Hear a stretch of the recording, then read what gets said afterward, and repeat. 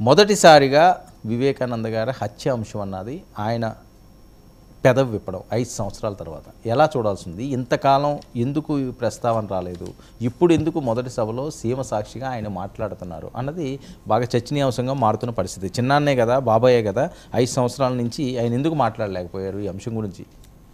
మొదటి విషయం వర్మ ఇప్పుడే ప్రస్తావనకు వచ్చింది అనడం అన్నది ఆయన సమాధానం ఇవ్వలేదు అనేది తప్ప.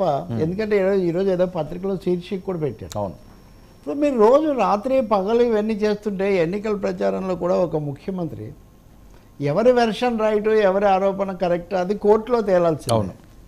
మరి అటువంటిప్పుడు ఆయన సమాధానం ఇవ్వడంలో ఆశ్చర్యమే ఉంది. అంటే ఆయనకు శాశ్వతంగా సమాధానమే ఇవ్వడు, లేకపోతే ఎదురుదాడి చెయ్యడు, కాబట్టి ఏకపక్ష ప్రచారం జరుగుతుంది, మనం అది అంటే ఎవరైనా భావించుంటే వాళ్ళు కొంచెం ఆలోచన సరిగ్గా చేయలేదని అర్థం. రాజకీయాల్లో కౌంటర్లు ఇవ్వకుండా లేకపోతే ఏమన్నా అఫెన్స్ తీసుకోకుండా ఉండరు. ఇంత కీలకమైన ఎన్నికల ప్రచారం చేస్తున్నప్పుడు ముఖ్యమంత్రిగా ఉండి తను మళ్ళీ రావాలనుకుంటున్న వ్యక్తి చెల్లెళ్ళే చేస్తున్నప్పుడు దాన్ని సమాధానం ఇవ్వకుండా ఎందుకుంటాడు? చాలా ఆశ్చర్యకరం. అంటే బహుశా దేశంలో కూడా ఇది ఉండదు. గత ఎన్నికల్లో ఏ సమస్య అయితే, ఏ హత్య అయితే చర్చనీయంగా ఉందో గత ఎన్నికల్లో ఆయన చెప్పిన మాట ఆయన ఇప్పుడు కూడా చెప్తున్నాడు. అప్పుడు చంద్రబాబు పవన్ కళ్యాణ్ జగన్మోహన్ రెడ్డి చేయించాడు అన్నారు. పవన్ అయితే ఇంకా బాబాయ్ హత్య జరుగుతుంటే ఆపలేకపోయినవాడు రాష్ట్రాన్ని ఏం కాపాడతాడు అని కూడా ఆయన ఆరోపణ చేశారు. సో అప్పుడు జగన్ ఇదే అన్నారు. నేను అప్పుడు ప్రతి చర్చలో చెప్పేవాడిని, ఊరికి ఎందుకు ప్రతిపక్ష నాయకుడిని ముఖ్యమంత్రిని కూర్చోబెడితే ఇద్దరు ఆరోపణలు చేస్తున్నారు కదా, పోలీసులు వాళ్ళని గట్టిగా అడిగి సభల్లో మీరు ఇంత బహిరంగంగా చెప్తున్నప్పుడు నిజాలు చెప్పండి అంటే పోతుంది కదా, మీ ఎందుకు ఇంత శ్రమ అని. కాబట్టి నిన్న జగన్ నేను ఒక 10-12 కోణాలు తీసుకున్నాడు ఆయన. ఇది సిలబస్. అవును. ఈ ఎన్నికల ప్రచారం మిగిలిన 21 రోజులకు, తర్వాత మే 13 ముందు ఎప్పుడో 2 రోజుల ముందు అవుతుంది అనుకో, అప్పటి వరకు దీన్ని ఆయన అనుసరించబోతున్నాడు. తన పథకాలు, తన పాజిటివ్స్ ఇవన్నీ చెప్పుకోవడంతో పాటు, రెండవది మీరు నా స్టార్ క్యాంపెయినర్స్, ఇప్పటివరకు నేను బటన్ నొక్కాను, ఇప్పుడు మీరు నాకు బటన్ నొక్కండి. ఏమి చంద్రబాబు నాయుడు మీద విమర్శలు అవి ఓకే, కానీ అతిపెద్ద సెంటిమెంటల్ అంశం ఇది అవుతుంది. షర్మిల ప్లస్ డాక్టర్ సునీత వాళ్ళు కనుక పోటీ కూడా చేస్తే ఇంకా అవుతుంది అని తెలుసు. మాట్లాడవలసిన అవసరం ఏర్పడింది. జగన్మోహన్ మాట్లాడటం అనివార్యం అండి రాజకీయాల్లో. అందులో ఎన్నికల్లో ప్రజలకు విషయాలు చెప్పాల్సినప్పుడు ఎవరి వెర్షన్ వాళ్ళు చెప్తారు. ఇంకా కాదంటే ఇప్పుడు మీరు చూడండి, గత 5 ఏళ్ల నుంచి వాళ్ళు అదే చెప్తున్నారు. ఉదాహరణకు డాక్టర్ సునీత, షర్మిల గత ఎన్నికలప్పుడు ఇలా చెప్పడం లేదు. అవును. ఇందులో ఎవరు రైట్ ఎవరు తప్పు పక్కన పెట్టేద్దాం. సునీత సిబిఐ విచారణ కావాలి, ఎవరినన్నా చేయనివ్వండి అని ఆమె అప్పుడు అంటే నాకు గుర్తుంది. ఎందుకంటే నేను ఇంతగా చెప్తున్నానంటే, వివేకానంద తల చుట్టూ గుడ్డ కట్టి ఉంది, ఏదో అనుమానాస్పదంగా ఉంది, ఎందుకు మన మీడియాలో గుండెపోటు అనే చెప్తున్నారని ముందుగా వీడియో చేసిన వాడిని నేను. ఓకే, ముందుగా వీడియో చేశా. నా తర్వాత ఒక ఛానల్ మొదలుపెట్టింది. బట్ అప్పటి నుంచి ఇప్పటి వరకు నేను చాలా క్లోజ్గా దీన్ని ఫాలో అవుతున్నాను. సునీత మీడియాతో మాట్లాడినప్పుడు కూడా ఒక కూతురుగా ధైర్యంగా మాట్లాడారని కూడా నేను కామెంట్ చేశాను. అవన్నీ నేను ఇప్పుడు మీకు ఒక వెనక్కి వెళ్తే నేను చూపిస్తాను. ఓకే, కానీ అప్పుడు మాట్లాడింది ఇప్పుడు మాట్లాడింది వేరుగా ఉంది. ఆమె కొన్ని నిజాలు నాకు తెలిసాయి అంటున్నారు, నిజం కూడా కావచ్చు, వాటి కోర్టులో కదా చేసుకోవాలి. కాబట్టి నిన్న జగన్ 3వ మాట కూడా ఒకటి అన్నారు, హంతకుడితో చేరి తిరుగుతున్నారు, హంతకుడు అందరి మధ్య తిరుగుతున్నాడు, జైల్లో ఉండాల్సిన ఆయన అంటే బహుశా అతను దస్తగిరి అప్రూవర్గా మారి తను కూడా ఎన్నికల్లో పోటీ చేస్తానంటున్నాడు కదా. కాబట్టి రేపొద్దున అతను కూడా మాట్లాడుతున్నాడు. వీళ్ళిద్దరే కాదు, సీఎం తన స్థాయికి తగదు లేకపోతే ఎందుకని అవాయిడ్ చేసి అతని పేరు చెప్పలేదు. కానీ నిజానికి వీళ్ళిద్దరే కాకుండా హత్యలో ప్రత్యక్షంగా పాల్గొని అప్రూవర్గా మారిన వ్యక్తి కూడా అక్కడికి వచ్చి దీని గురించి చెప్తున్నాడు.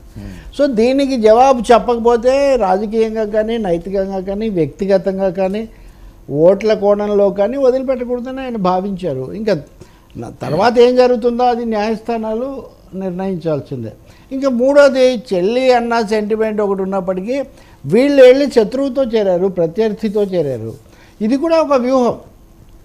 అంటే ఒకే ఒక్కడు అనే సినిమా టైటిల్ కూడా తీసుకున్నారు కదా. అవును, ఒకే ఒక్కడు ఇప్పుడు జగన్ పెట్టుకున్న టైటిల్, దాన్ని తనే చెప్పడం ద్వారా ఇక్కడ ఒకే ఒక్కడు, అక్కడ వాళ్ళందరూ అని. వాళ్ళందరూ కూడా ఏం లేరు అక్కడ. మారిన వాళ్ళు ఈ 3 ఎన్డీఏ పార్టీలే మారాయి, మిగిలిన పార్టీలు ఏం మారలేదు. మిగిలిన పార్టీలు అప్పుడు ఎలా ఉన్నాయో, చిన్న పార్టీలో పెద్ద పార్టీలో అవి ఉన్నట్టే ఉన్నాయి. నిజానికి బీజేపీ కూడా ఏం మారలేదు. మారింది చంద్రబాబు నాయుడు, పవన్ కళ్యాణ్. అంటే జనసేన, టీడీపీయే తమ వైఖరి మార్చుకున్నాయి, వాళ్ళు అటు వెళ్ళారు. కాబట్టి చెల్లెమ్మలు కూడా వాళ్ళతో శత్రుపక్షాలతో చేరి నా మీద దాడి చేస్తున్నారు. అంటే విక్టిమ్ ఫుడ్ అంటారు. నన్ను వాళ్ళందరూ ఎదురు చేస్తున్నారు కాబట్టి మీ వాడిని, మీ బిడ్డను, మీ జిల్లా వాడిని నన్ను మీరు కాపాడుకోవాల్సిన బాధ్యత మీరు చూసుకోవాలి. నేను ఇంతకాలం 132 సార్లు బటన్ నొక్కి 2,70,00,000 రూపాయలు 2,70,000 కోట్లు మీకు పంపించాను. మీరు 2 బటన్లు నొక్కి ఒకటి లోక్సభకు ఒకటి అసెంబ్లీకి నాకు పంపించాలని ఒక క్లియర్ ఆయన మెసేజ్. ఇంకా సో నిన్న ఆయన చెప్పినటువంటిది ఏంటంటే ఒక యుద్ధం ఆయన ప్రారంభించటము, దాంతోపాటు ఈ పోలిక మీడియా మీద ఎప్పుడు ఆయన తనకు అవి కూడా ఎప్పుడు చేశాడు. అందుకని ఇంకోటి కూడా మీరు చూస్తే it is a well plan strategy.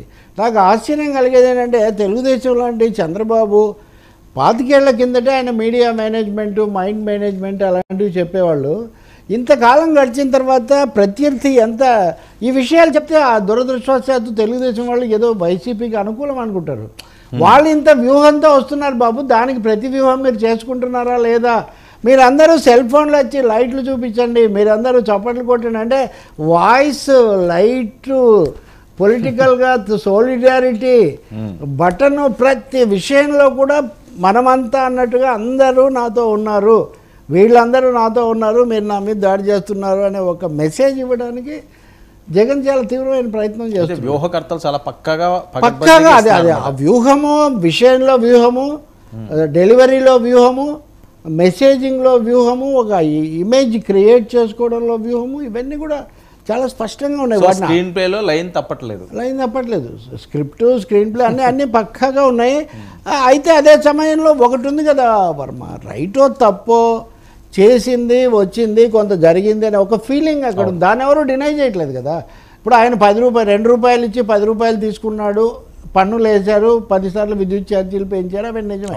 కానీ 2 సార్లు ఇచ్చారు అనే ఒక మాట అయితే ప్రత్యర్థులు కూడా అంగీకరిస్తున్నారు కదా. కాబట్టి మనము దాన్ని ఆయన చెప్తాడు, మనం ఇది చెప్తాము, ఎప్పుడైనా అంతే కదా విమర్శ చేసేది. కాబట్టి జగన్ నిన్న స్ట్రాంగ్ మెసేజ్ పంపించాలనుకున్నాడు. దానికి తన జిల్లాను, తన గడ్డను ఎంచుకున్నాడు. ఆ తర్వాత ఎవరిని కలవడన్న దాన్ని ఎదుర్కోవడం కోసం ముఖాముఖి పెట్టి అక్కడ నిజంగా మాట్లాడిన వాళ్ళు ఉన్నారు, కొంత కంఠోపాఠం చేసి బట్టి కొట్టి చెప్పిన వాళ్ళు ఉన్నారు. బట్ ఏదున్నా కానీ వాళ్ళకి దగ్గర అవటం. ఇప్పుడు ఇక్కడ రాజకీయాలు ఎలా ఉంటుందంటే చంద్రబాబు, లోకేష్ జనంతో కలిస్తేనేమో అది చాలా జెన్యూను, జగన్మోహన్ రెడ్డి లేదా పవన్ కళ్యాణ్ కలిస్తే జెన్యూను, జగన్మోహన్ రెడ్డిది మటుకు షో అని ఎలా అంటారు. ఇప్పుడు అనొచ్చు వెంటనే వాళ్ళ బొమ్మలు వీళ్ళ బొమ్మ, ఇవన్నీ కుదరవండి.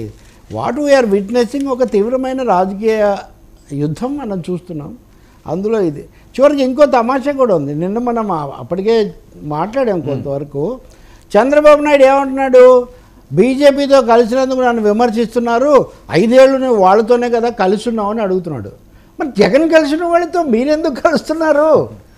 జగన్ ఇప్పటికీ కలిసే ఉన్నాడు, లోపడే ఉన్నాడని మీరు అంటున్నారు. కాబట్టి ఆంధ్రప్రదేశ్ రాజకీయాల్లో ఎన్ని వైరుధ్యాలు, ఎన్ని ట్విస్టులు, ఎన్ని ఫిట్టింగ్లు ఉన్నాయో అన్నీ నిన్న వీళ్ళిద్దరూ మాట్లాడిన వాటిలో మనకు కనిపిస్తుంది. ఈ తరానికి ఇక్కడ జరుగుతున్న రాజకీయాలు ముందు తరాలు కూడా నెమరు వేసుకుంటారేమో. డెఫినెట్గా అంతే అవుతుంది. ఎందుకంటే చాలా స్ట్రాటజిస్టులు, మార్కెట్ స్ట్రాటజిస్టులు, సర్వేలు, మెసేజెస్ చేయి ఊపితే ఏమవుతుంది, బొమ్మ పెడితే ఏమవుతుంది, అన్నీ లెక్కలు వేసుకొని మరి.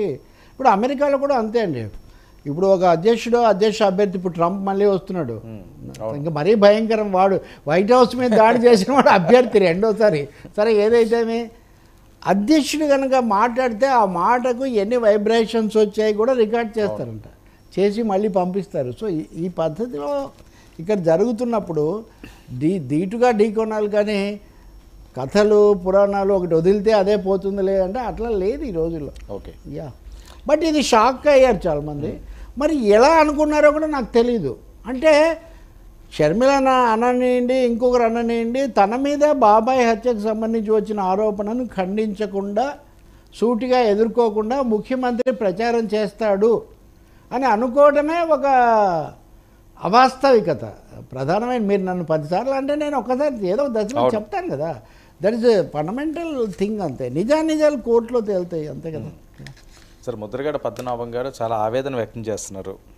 ఆయన మీడియాతో మాట్లాడతా పవన్ కళ్యాణ్ గారిని టార్గెట్ చేస్తానో లేకపోతే ఆయన గతంలో ఎప్పుడూ చేయనటువంటి పనులు ఇప్పుడు జరుగుతున్నాయి అని చెప్పి మరి ఆయన ఇబ్బంది పడుతున్నారు. కానీ ఓటర్లు డబ్బుకు అమ్ముడు పోతారా అంటే ఎవరు ఓటర్లు డబ్బులు తీసుకోరనే ఉద్దేశమేమో. అలాగే మీలాగే ఓటర్లు అమ్ముడు పోతారనడం సరికాదు. ఇందులో రెండు అంటే ఓటర్లు అన్న వాళ్ళు డబ్బులు తీసుకుంటారా లేదా అన్నది ఒక ప్రశ్న. మరి ఆయన ఇన్ని ఎలక్షన్లు చేశారు కాబట్టి అది నిజమో అబద్ధమో. మీలాగా అమ్ముడు పోరు అని పవన్ కళ్యాణ్ డైరెక్ట్గా అమ్ముడు పోయారు అని ముద్రగడ మాట్లాడడం వెనుక ఇది ఎక్కడికి తీసుకెళ్తుంది ఈ అంశం? మీరు ముద్రగడ గారిని కాపు నేత ముద్రగడగా చూడటం మానేయాలి. వైసీపీ నేత ముద్రగడగా చూడడం మీరు మొదలు పెట్టాలి. ఓకే, అంటే మనం మొదలు పెట్టా కాపులో ఉన్న వాళ్ళు మీరు ఏం చెప్పినా సరే వైసీపీ సీనియర్ నేత లేదా వైసీపీ కాపు నేత, వైసీపీ ఒకటి తగిలించాలి కదా, ఇంతకుముందు కాదు. సో వైసీపీ వాళ్ళ ప్రధానమైన ఆరోపణ ఇది కదా. అవును, ప్యాకేజ్ స్టార్ అని వాళ్ళు అంటారు, ఈయనేమో చెప్పు చూపిస్తాడు, ఇదంతా జరిగింది ప్రహసనం. అందువల్ల పవన్ కళ్యాణ్ వైసీపీ అనంత మాత్రాన్ని ప్రజలు అనుకుంటున్నారా లేదా వేరే విషయం. వాళ్ళు అనుకోకపోవచ్చు, అనుకోరు కూడా. ఆయన పెద్ద హీరో, మా కోసం వచ్చాడు పాల్గొంటున్నాడని అనుకోవచ్చు. కానీ అనేక సందర్భాల్లో పవన్ కళ్యాణ్ లెక్కలు వ్యూహాలు కొన్ని తప్పాయి.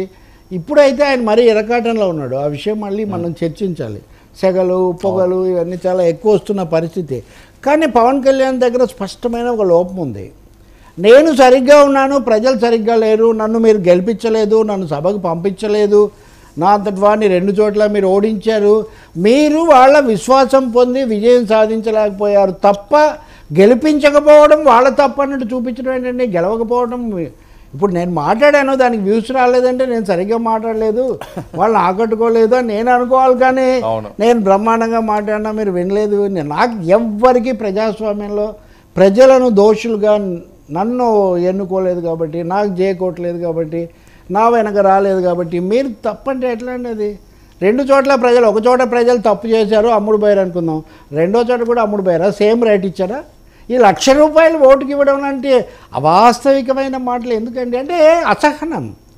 అంటే అది అపజయం నుంచి వచ్చిన అసహనమా, అభద్రత నుంచి వచ్చిన అసహనమా చెప్పలేం. కానీ ముద్రగడ లాంటి నాయకుడు దాన్ని పాయింట్అవుట్ చేస్తాడు కదా. సహజంగా ప్రజలందరినీ ప్రజలు డబ్బులు తీసుకుంటారు అనే విషయం అనేకసార్లు రుజువైంది.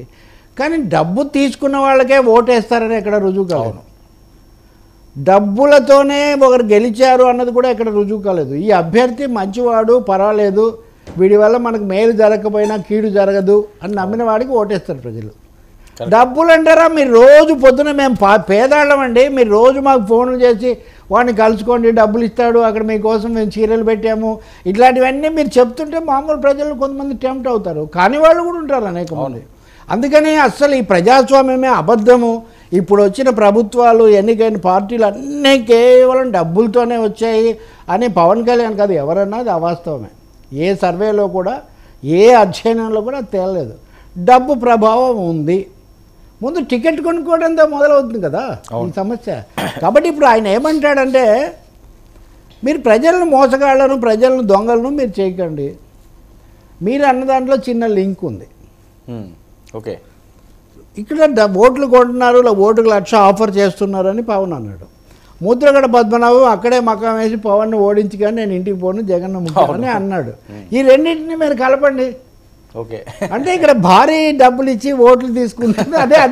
అదే ముద్రగడకు లేదా అక్కడ ఎవరు మకాం వేస్తే వాళ్ళకే తగులుతుంది. కాబట్టి ఆయన దాని మీద రియాక్ట్ అవుతున్నాడు. సో లాజిక్ ఈజ్ లింక్ చాలా క్లియర్గా ఉంది. అది పవన్ తెలిసి అన్నారా, తెలియకన్నారా, అన్యాపదేశంగా అన్నారా తెలియదు. కానీ ముద్రగడ మటుకు ట్రూ టు హిజ్ నేచర్ వెంటనే ఒక లేఖ రాయకపోతే, ఒక జవాబు చెప్పకపోతే ఆయన నిద్రపోడు పద్ధతి.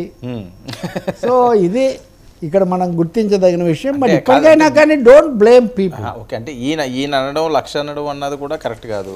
అలాగే మీలో అమ్ముడు పోరు అన్నది కూడా దానికి సాక్ష్యాధారాలు ఏమి ఉండవు కదండి. అస్సలు ఉండవు. అది నిజం కాదన్నాను కదా. జనం ఆయన హీరోగానే చూస్తారు, అది నిజమే. కానీ ఆయన ఒక నిస్సహాయ స్థితిలో ఉండిపోయాడు, శాండ్విచ్ అయిపోయాడు బీజేపీకి టీడీపీకి మధ్యలో. ఆయన మాట పెద్దగా చెల్లలేదు అనే ఒక అభిప్రాయం అయితే ఒకటి వచ్చింది కదా. అది అమ్ముడు పోయాడా లేకపోతే ఒక విధంగా అభిమానంతో, అక్కడ అనేక సార్లు అభిమానంతో కూడా బందీలు అవుతుంటారు కదా. అవును, సినిమాల్లో కూడా అంతే కదా, ఒక మాట ఇచ్చిన మాట కట్టుబడి ఇదంతా అన్నట్టుగా. అందువల్ల ఈజ్ ఒక ప్రిజనర్గా ఉన్నాడు. ఓకే, ప్రిజనర్గా ఉన్నారు. లేకపోతే అన్నను ఇక్కడి నుంచి తీసిపోయి అక్కడ పెట్టి అక్కడి నుంచి ఇక్కడికి తెచ్చి ఇన్ని అవస్థలు ఎందుకు పడ్డారు చెప్పండి. రైట్. కాబట్టి నేనేమే ముద్రగడ కామెంట్ నేనేం సమర్థించను. అలా అనకూడదు. జగన్ కూడా చాలాసార్లు మీరు ప్యాకేజ్ అని పెళ్ళి సరికాదు. అవును. But at the same time ఒకవేళ చెడ్డవాడే అనుకుందాం, ఒకడు హంత కూడా అనుకుందాం, వాడిని రోడ్డు మీద ఇష్టం వచ్చినట్టు మాట్లాడే అధికారం మీకు లేదు. లేదు. సినిమాల్లో అంటే సినిమా 3 గంటల సినిమా సెన్సార్ సర్టిఫికేట్ తీసుకొని మరి విడుదల అవుతుంది. కానీ పొలిటికల్ సినిమాకు డెమోక్రసీ సినిమాకు కొన్ని రూల్స్ ఉంటాయి. ఆ రూల్స్ మీరు ఒక విధంగా ఉల్లంఘిస్తే వాళ్ళు ఒక విధంగా ఉల్లంఘిస్తారు అంతే. మళ్ళీ మీరే అంటున్నారు సినిమాల్లో కూడా నేను ఇలాంటి డైలాగులు చెప్పను అంటున్నారు. కానీ సినిమాలను మించిన డైలాగులు బయట మీకు చెప్తున్నారు. గుర్తించాలి మరి రేపు ప్రచారంలో అయినా. కానీ సార్ మరొక విషయం ఏంటి, కాపు బలిజ సంక్షేమ సేన వ్యవస్థాపక జనరల్ బాడీ తీర్మానం, ఎగ్జిక్యూటివ్ కమిటీ ఏర్పాటు, గౌరవ అధ్యక్షులుగా బొలిశెట్టి సత్య, 26 మందితో వ్యవస్థాపక కమిటీ ఏర్పాటు చేసిన హరిరామ జోగయ్య గారు, ఒక పక్క ముద్రగడ గారు, మరో పక్క జోగయ్య గారు. గత 2 నెలల నుంచి నలుగుతున్న అంశాలు వీళ్ళిద్దరు. అదే ఇది రామాయణంలో పిడకల వేట అన్నట్టుగా ఎన్నికల్లో కాపుల వేటలాగా ఇది ఒకటి తయారైంది. ఒకటైతే నిజం కదా, ఇది కూడా మనం ఇందాక చర్చిస్తున్నట్టుగా all is not well with the Kapu associations. ఇదంతా ముద్రగడ అంటే ఈ విధంగా నేరుగా దాడి చేస్తున్నాడు. హరిరామ జోగయ్య ఏమేమో ఫ్రెండ్లీ దాడి చేస్తున్నాడు ఆయన లేఖలతో. ఆయనది ఒక స్నేహపూర్వక దాడి, ఒక పరిస్థితికి తీసుకొస్తున్నాడు. ఎందుకంటే కాపు సంక్షేమ సమితి తరఫున ఆయన పవన్ కలిశాడు, వాళ్ళందరూ మాట్లాడుకున్నారు. మీరు ముఖ్యమంత్రి పదవి కావాలని మా అందరి కోరిక అని వీళ్ళు చెప్పారు. వ్యూహాలు నాకు వదిలేయండి అన్నాడు, వ్యూహాలు వదిలేశారు. ఇప్పుడు ఆయన పగ్గాలు వదిలేసి అన్నీ చంద్రబాబుకి ఇచ్చాడని వీళ్ళ ఉద్దేశం. అందుకనే ఆ కమిటీని రద్దు చేశాడు అప్పుడు హరిరామ జోగయ్య. తను అప్పుడు పవన్ సమక్షంలో అప్పుడు ఏర్పాటు చేసుకున్న కమిటీని దాన్ని ఇప్పుడు రద్దు చేశారు. ఇది కొత్త కమిటీ. ఓకే. సో అధ్యక్షుడుగా ఆయన వ్యవస్థాపక అధ్యక్షుడు అని దీంట్లో కూడా ఉంది కదా. కానీ దీంట్లో హైలైట్ ఏమంటే పైన బొలిశెట్టి సత్యనారాయణ ప్రవక్త అంటుంటారు హిందీలో, సర్కారీ ప్రవక్త, బీజేపీకి ప్రవక్త అని. ఈయన టీడీపీ ప్రవక్తలో 2 ముఖ్యులు, ఒక ఆయన శివశంకర్, ఇంకొక ఆయన బొలిశెట్టి సత్య కదా. ఈయన ముద్రగడ పద్మనాభంతోనూ హరిరామ జోగయ్యతోనూ దౌత్యం నడిపినటువంటి పవన్ దూత. పవన్ అంటే ఆంజనేయుడు కదా వాస్తవానికి. ఆంజనేయుడు అక్కడ రాముడికి దూత, కానీ వీళ్ళు ఇక్కడ ఈ పవనుడికి దూతలు వీళ్ళు. కాబట్టి వీళ్ళిద్దరితో తెలుసు నాకు.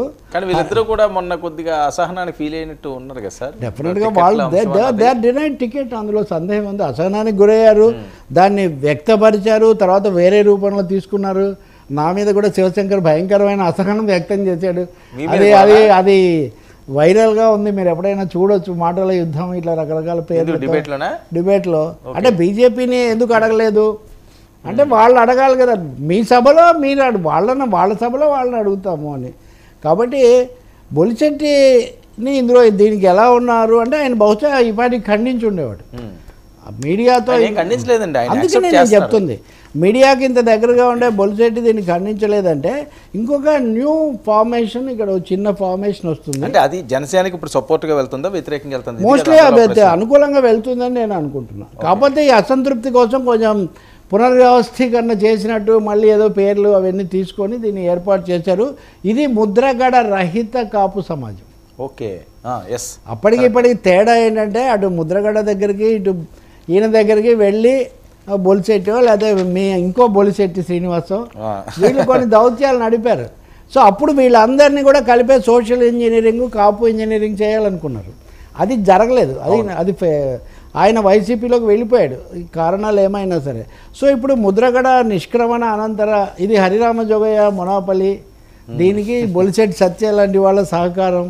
వీళ్ళు ఏంటంటే అండి, జనసేనలో పవన్తో ఉన్నప్పటికీ చంద్రబాబు పట్ల మనం చాలా జాగ్రత్తగా ఉండాలి అనే ఒక వర్గం ఉంది. అవును. వాళ్ళు ప్రస్తుతానికి మనం పైకి రావాలి, మన పార్టీ పెరగాలి, కాబట్టి తప్పదు. అంటే సేమ్ డిస్టెన్స్ మెయింటైన్ చేయాలన్నది చాలా మంది పవన్ కళ్యాణ్ గారితో ఉన్న నాయకులు మాట్లాడి, జగన్కి ఎలాగ డిస్టెన్స్ మెయింటైన్ చేస్తామో చంద్రబాబు కూడా అదే డిస్టెన్స్లో ఉండాలి అన్నది. దట్ ఈస్ నాట్ ట్రూ అండి. ఎందుకంటే 2019లో కూడా I was more or less, అప్పుడు వామపక్షాలు కూడా పవన్తో పొత్తు పెట్టుకున్నాయి. I was one of the చాలా ఎక్కువగా అంశాలు చెప్పిన ఆర్టికులేట్ చేసిన వాళ్ళలో నేను ఒకరిని. అప్పుడు జగన్ మీద ఎందుకు అటాక్ చేస్తున్నాడు పవన్ కళ్యాణ్, ప్రతిపక్షాన్ని ఎందుకు చేస్తున్నాడు అధికార పక్షం మీద కంటే అనే ప్రశ్న చాలా ఎక్కువగా వచ్చేది. అప్పుడు పవన్ కళ్యాణ్ ఇచ్చిన జవాబు ఏమంటే చంద్రబాబు పని అయిపోయింది, ఉమ్, రాబోయేది జగన్, కాబట్టి నా ఫోకస్ జగన్ మీద ఉంటుంది అని.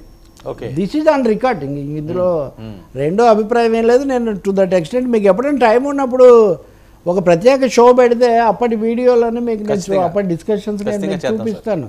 కాబట్టి అది చెప్పారు. కానీ అతను గెలిచాడు నిజంగా. నేను అనుకున్నట్టు అది కూడా భయంకరంగా గెలిచాడు, భయపట్టాడు, భయంకరంగా పాలించాడని విమర్శలు చేస్తున్నారు.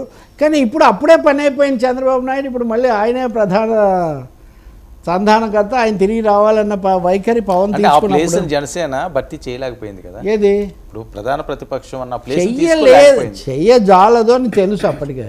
అవును. చెయ్యజాలదు, వాళ్ళకి వచ్చినంత ఓటింగ్ లేదు.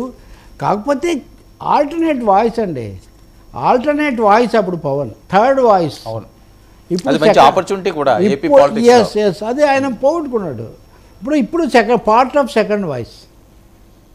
మీరు ఈ తేడా గమనించండి. 2019లో Pawan Kalyan was a third voice. 2024లో Pawan Kalyan is the voice of లేదా voice with Chandrababu Naidu and Narendra Modi. ఇప్పుడు ఆ ప్రత్యేకమైన ఆ వ్యక్తిత్వం అనండి అది ఇప్పుడు లేదు. వీళ్ళు బొలిశెట్టి లాంటి వాళ్ళు, సత్య లాంటి వాళ్ళు, ఆయన వ్యక్తిత్వము, ఆయన పార్టీ, ఆయన వెనక ఉండే కాపు సమాజము, వీళ్ళను ఇది కాపాడాలి. దానికోసం ఈ వేదిక. ఒకవేళ పవన్ ఎక్కడన్నా కాస్త అటు ఇటు స్లిప్ అయినా కానీ వీళ్ళు వెనక్కి వెళ్ళి వాళ్ళని కలిసి మాట్లాడి పట్టాలు తప్పకుండా చూస్తూ ఉంటారు. ఉడతా భక్తి ఏం కాదులేండి వీళ్ళంతా, ఇంకా వేరే పద ఇది కూడా వాడొచ్చు. కానీ వీళ్ళంతా ఏం ఘనపాటిలే, ఎవరేమీ. సార్, విజయవాడ వెస్ట్ పరిస్థితి ఏంటి? బీజేపీ ఇచ్చిన సీట్లలో ముఖ్యంగా రగులుతున్నది విజయవాడ వెస్ట్. ఎవరైనా గీత దాటితే మాత్రం ఉపేక్షించే పరిస్థితి లేదని పవన్ కళ్యాణ్ గారు, నాగబాబు గారు స్ట్రైట్ వార్నింగ్లు ఇస్తున్న పరిస్థితి. ఇంకా తప్పని పరిస్థితుల్లో చెప్పాల్సి వస్తుందంటారా? అంటే నిన్ననే మనం నాగబాబు చేసాం కదా, అన్నగారు ఇచ్చిన పవన్ కళ్యాణ్ గారు కూడా అదే అన్న వార్నింగ్ చాలలేదు కాబట్టి తమ్ముడు ఇవ్వాల్సి వచ్చింది. అది పరిస్థితిని సూచిస్తుంది. అంటే వీళ్ళ మాట అంతగా చెల్లకపోవడం ఒకటి, అసంతృప్తి తీవ్రత అంత ఎక్కువగా ఉంది. మూడవది వీళ్ళు వాళ్ళకి అలాంటి ఇంప్రెషన్ ఇచ్చున్నారు, అయిపోయింది మీదే, ఇంకా మీరు చూసుకోండి, రెడీ చేసుకోండి అని. వాళ్ళు సిద్ధంగా లేరు. రెండవది వాళ్ళకు ఆ నగరాలు, వాళ్ళకి సంబంధించి అక్కడ పోతిని మహేష్ పెట్టుకున్న బేసు, మన వీటిలో కూడా ఆయన చాలా కొంచెం అగ్రెసివ్ దూకుడుగానే ఉండేవాడు కదా. కాబట్టి అతను తగ్గడం లేదు, ఇండిపెండెంట్గా చేస్తానంటున్నాడు. ఇండిపెండెంట్గా చేస్తామని ఇంక మీరేం చేస్తారు? పార్టీలో ఉంటే కానీ బయటికి వెళ్ళాక ఏమి దీన్ని ఆదర్శంగా తీసుకుని మరికొంతమంది లేస్తే దట్ ఈజ్ ఎవరీ పాసిబిలిటీ. అదే తప్పకుండా పాసిబిలిటీ ఉంది. మీరు చాలా చాలా చెప్పి పిఠాపురం నుంచి దిశ మారుస్తా అని చెప్పుకుంటూ మీ పార్టీ వాళ్ళు వేరే దిశలో వెళ్తే మీరు అంతర్గతంగా సరి చేసుకోవాలి. దాని మీద పెద్ద వేరే విషయాలు బయట వాళ్ళు చేయగలిగింది ఏముంది? అంత సులభంగా వీళ్ళందరూ శాంతిస్తారని నేను అనుకోవట్లేదు. రెండో విషయము, అది కేవలం ఇప్పుడు అభ్యర్థుల ప్రకటన ఒక దశ మాత్రమే. నామినేషన్లకు పోలింగ్కు చాలా సమయం ఉంది. ఈ లోపల జనసేనలో ఇంకా అనేక ట్విస్టులు టర్నులు కూడా రావచ్చు. అంటే మిగతా పార్టీల్లో కంటే ఎక్కువ ఇందులో వస్తాయనా? రెండు కారణాలు అండి. మిగతా పార్టీలు అవి చాలా వ్యవస్థాపితమైన పాలక పార్టీలు, వాటికి కావాల్సిన దశాబ్దాల తరబడి వాటికి కొన్ని కొలబద్దలు, కొంతమంది నాయకులు, కొన్ని గీతలు, కొన్ని ఉన్నాయి. ఈ జనసేనని నా మాటే శాసనం అన్నట్టుగా శివగామి, ఇక్కడ పవన్ కళ్యాణ్ మాటే శాసనం. కాకపోతే ఆ శాసనం, ఆ మాట ఎప్పుడు ఏ రూట్ అనేది అంతగా వీళ్ళకి తెలియదు కదా. మీకు మీ ప్రయోజనాలు కాపాడుతానంటారు, ఇన్ని సీట్లు గ్యారంటీ, వ్యూహం నాకు వదిలేయండి అంటారు. ఇప్పటికి కూడా బీజేపీ కూడా గొణుగుతుంటే, ఇప్పుడు తెలుగుదేశం విషయంలో బీజేపీ కూడా గొణిగి 2 సీట్లలో అభ్యర్థులు కూడా ప్రకటిస్తే, మీరేమో మీకు విధేయంగా ఉంటాము కానీ తెలుగుదేశానికి ఎలా విధేయంగా ఉంటాం అనేది వాళ్ళ ప్రశ్న. అవును, మీకు విధేయంగా ఉంటాము కానీ చంద్రబాబు గారు చెప్పినట్టే చేయాలంటే మేము ఎందుకు చేస్తాము అనేది వాళ్ళ గొడవ. ఇప్పుడు మన దగ్గర సీట్ తీసుకొని ఆయన బీజేపీకి ఇస్తే వెస్ట్. రెండవది రాష్ట్ర కేంద్రంలో, అంటే రాష్ట్రానికి అదే కదా కేంద్రం, అమరావతి అట్లా ఉంచిన విజయవాడ, గుంటూరు, అక్కడ ఒక సీటు కూడా వద్దామనుకో. అలా గుంటూరు జిల్లాలో కూడా కాపు అభ్యర్థులు లేరు, మీరు గుర్తించాలి. గుంటూరు జిల్లా ముఖ్యమైనది, గోదావరి తర్వాత గుంటూరు జిల్లా ఈ కోణంలో ముఖ్యమైనది. మొన్న ఒక బీజేపీ నాయకుడే ఎందుకు మిస్ అయ్యారంటారండి చంద్రబాబు నాయుడు? మిస్ ఏం లేదండి, వాళ్ళ కాంపోజిషన్ అది, వాళ్ళకున్న నాయకులు, వాళ్ళకున్న వనరులు, వాళ్ళకున్న సంబంధాలు అవి. ఆ పాయింట్ వీళ్ళు ఎందుకు మిస్ అయ్యారనేది ఇక్కడ క్వశ్చన్. ఒకవేళ బీజేపీకి జనసేన పార్టీకి అన్ని సీట్లు లేవు కాబట్టి అది ఇబ్బంది పడవచ్చు. బట్ చంద్రబాబుకి తెలుసు కదా ఎక్కడ ఏ జిల్లాలో ఏం పట్టు ఉంది అని. ఇన్ని సంవత్సరాలు రాజకీయం చేసినా ఆయన కూడా ఎందుకు విస్మరించారని ఆ ఈక్వేషన్స్ని. సార్ చంద్రబాబు అనుచరులు అంటే చంద్రబాబు తరఫున పోటీ చేసి గతంలో గెలిచిన అభ్యర్థులు ఆయన ఓట్ బేస్, ఆయన సోషల్ బేస్ అది. ఇంతకంటే ఎక్కువ మందిని తెచ్చి అక్కడ పెట్టి వాళ్ళందరికీ టికెట్లు ఇచ్చే పరిస్థితి అక్కడ లేదు. ఏ చిన్నరాజప్పో లేకపోతే అక్కడ ఏ అచ్చెన్నాయుడు ఇలా కొంతమంది ఉన్నారు, వాళ్ళు ఉంటారు. అంతేగాని విస్తృతంగా దాన్ని పెంచడం అనేది ఆ పార్టీ కాంపోజిషన్ కుదరదు. పార్టీలు అంటే రాజకీయ, ఆర్థిక, సామాజిక శక్తులు వర్మ గారు. ప్రతి పార్టీకి అంటే ముఖ్యంగా రూలింగ్ పార్టీస్ అంటాం కదా, కమ్యూనిస్ట్ పరిభాషలో అంటుంటారు కదా, పాలకవర్గ పార్టీలకు స్పష్టమైన ఫైనాన్షియల్ బేస్ ఇచ్చే సంస్థలు ఎవరు, రెండవది ఏ సెక్షన్స్ వీళ్ళని ఓన్ చేసుకుంటాయి, మూడోది రాజకీయంగా వీళ్ళు ఎవరితో ఉంటారు, పొలిటికల్ అలైన్మెంట్, పొలిటికల్ కాంబినేషను ఎవరితో ఉంటుంది. ఇవి మూడు చాలా ముఖ్యమైనవి. అలా చూసినప్పుడు తెలుగుదేశం పార్టీకి ఇంతకు మించి కాపులతో కాంబినేషన్ పెట్టుకునే అవకాశం ఆ పార్టీకి లేదు. అది కూడా గుంటూరు కృష్ణా జిల్లాలో. ఓకే, గుంటూరు కృష్ణా జిల్లాలో. మరి వంగవీటి రాధ చాలా సాహసంతో నిజానికి ఆయన వెళ్ళి చంద్రబాబును కలుసుకోవడం ఆ రోజున పెద్ద సంచలనం కింద లెక్క, పొలిటికల్ సోషల్గా. కానీ ఫలితం లేదు కదా. ఎందుకు లేదు అంటే తెలియని తీవ్ర శక్తిలో నడిపిస్తే నడిచి మనుష్యులు అని శ్రీశ్రీ ఎక్కడో రాసినట్టుగా తెలియని ఆయన వేరే అర్థంలో ఉన్నాడు అనుకోండి, తెలియని శక్తులు అనేక రూపాల్లో పనిచేస్తుంటాయండి. అది చేస్తే ఇది కుదరదు, ఇది కుదరకపోతే పార్టీయే కుదరదు. ఇంకా అంతే అది. సార్ నర్సాపురం లేకపోతే ఇప్పుడు తోట చంద్రశేఖర్ లాంటి ఆయన గుంటూరులో పోటీ చేసాడండి, సిగ్నిఫికెంట్గానే వైసీపీలో చేశాడు, జనసేనలో చేశాడు, ప్రజారాజ్యంతో కూడా అసోసియేట్ అయి ఉన్నాడు. మరి అటువంటి వ్యక్తిని వాళ్ళు ఎందుకు తీసుకోలేకపోయారంటే ఆ కాంబినేషన్ అంతే. తెనాలి సీటు దగ్గర మనం చూసినటువంటి సమస్య కానీ, లేకపోతే ఉత్తరాంధ్రలో కొన్ని చోట్ల ఇప్పుడు మిందాక మీరు అడిగిన బొలిశెట్టి సత్య, లేకపోతే శివశంకర్ లాంటి వాళ్ళు ఎప్పటి నుంచో ఉన్న ఆంజనేయుడికి రాముడు టికెట్ ఇవ్వకపోతే ఎట్లుంటుందో అన్నట్టుగా అట్లా చాలామంది రామభక్తులైన ఆంజనేయులకు టికెట్లు రావు. అప్పటికి ఇంకెవరో ఎంటర్ అవుతారు. మరి అవును సార్, బీజేపీ నర్సాపురం ఎంపీ అభ్యర్థి శ్రీనివాస్ వర్మ నిన్న అక్కడ ఒక కామెంట్ చేశారు రఘురామకృష్ణరాజు గారు. రఘురామకృష్ణరాజు చాలా బలమైన వ్యక్తి, మంచి అభ్యర్థి. ఒకవేళ టీడీపీ అక్కడి నుంచి ఆయనకి ఎంపీ స్థానం ఇచ్చి మా అధిష్టానం ఒప్పుకుంటే నేను వేరే ప్లేస్కి వెళ్దామన్నా, ఏలూరు కానీ వేరే ప్లేస్కి వెళ్దామన్నా నాకేం అభ్యంతరం లేదు అని ఆయన అనడంలో ఆంతర్యం ఏంటి? మరొక వైపు ఉండి నుంచి ఆయన పోటీ చేస్తే చాలా మంచిది పార్లమెంట్ నియోజకవర్గానికి, ఆయన చాలా బలమైన వ్యక్తి ఇక్కడ అన్నారు.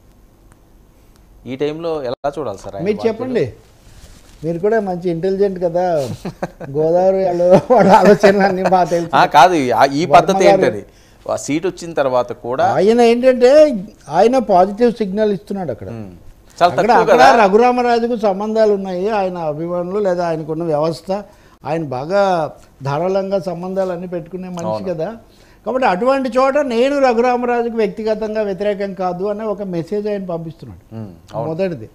రెండవది, వాళ్ళు పార్టీల మధ్యలో ఆయనకు టికెట్ ఇవ్వలేదు, కానీ నాకేం సంబంధం లేదు, నేను నిమిత్త మాత్రుని, నాకు టికెట్ ఏదో ఇస్తే వచ్చి నేను ఇక్కడ నిలబడ్డాను అంతే, తనకు వ్యతిరేకత రాకుండా. మూడవది, తనను ఇక్కడే డిస్టర్బ్ చేయకుండా తన నుంచి ఉండిలో ఆయనకు టికెట్ ఇచ్చినా నాకు మంచిదే. ఎందుకంటే ఆయన ఓట్లని ఇప్పుడు ఉదాహరణకు పురంధేశ్వరి పోటీ చేసినప్పుడు అక్కడ ఒక్క నియోజకవర్గంలోనే ఎక్కువ ఓట్లు, తెలుగుదేశం దాంట్లోనే ఎక్కువ ఓట్లు వచ్చాయని నిన్నెవరో నాకు చెప్తున్నారు, రాజంపేటలోనే ఎక్కడో చేసినప్పుడు. సో ఇక్కడ ఉండిలో ఒక స్ట్రాంగ్ క్యాండిడేట్ ఉంటే ఎంపీ క్యాండిడేట్కి అది దోహదకరం అవుతుంది. కాబట్టి ఆయన అన్ని సజెషన్స్ చేస్తున్నాడు. మూడోది, తెలుగుదేశం వాళ్ళు తీసుకొని ఇస్తే అంటున్నాడు ఆయన. అవును, అంటే బీజేపీకి మళ్ళీ ఆల్టర్నేట్ సీట్ ఇంకోటి కూడా ఇవ్వాలి. సో పార్టీ పరంగా వ్యక్తిగతంగా అన్ని జాగ్రత్తలు తీసుకుంటూ మీరు కనుక ఆయన అంటే మార్పిడి చేసుకోవడానికి లేదా మళ్ళీ ఇంకో సీట్ ఏముంది, ఇది వదులుకున్నారనుకోండి ఒకవేళ నర్సాపురం, అలాగే ఆలోచించి ఇంకొక దగ్గర పోటీ చేస్తారంతే. ఎవరు? రఘురామకృష్ణరాజు లేదా టీడీపీది ఇంకా ఇంకో కొత్తగా ఇవ్వడం ఏం లేదు కదా, ప్లేస్లు మారుతాయి. బీజేపీ సీట్ కదా. అవునండి, బీజేపీ సీట్ నర్సాపురం సార్, అక్కడ టీడీపీ వెళ్ళింది అనుకుందాం, లేదా జనసేన వెళ్ళింది అనుకుందాం. సో వీళ్ళు ప్లేస్ బీజేపీకి 6 సీట్లు, 6లో ఒకటి తగ్గుతుంది కదా, ఈ ఒకటి ఇంకో చోటు ఇవ్వాలి కదా.